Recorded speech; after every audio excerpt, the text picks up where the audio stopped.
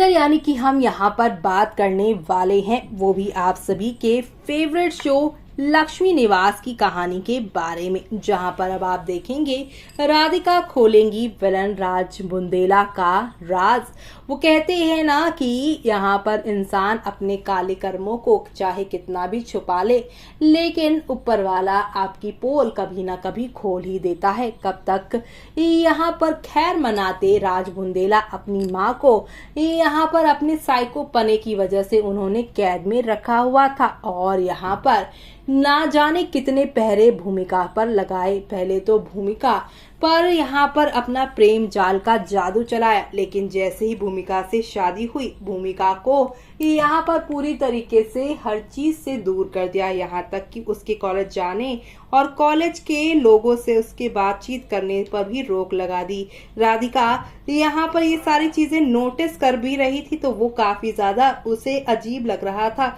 कि उसकी बहन एक ऐसे इंसान के साथ कैसे गुजारा कर रही है जो उसे हर एक चीज में, जो बेसिक चीजें होती है, एक ह्यूमन राइट होता है, उसके लिए भी कैसे रोक सकता है कि कहीं अपनी मर्जी से भूमिका जा आ नहीं सकती। यहाँ तक कि गार्ड से कहकर भी उसे रोक लगवा रहा है। जी हाँ, अब भूमिका को जो है उसके घर के गार्ड भी राजबुंदे की वजह से जाने से रोक रहे थे, लेकिन एक ऐसा घर कमरा है जिसमें कोई उसे जाने नहीं दे रहा था।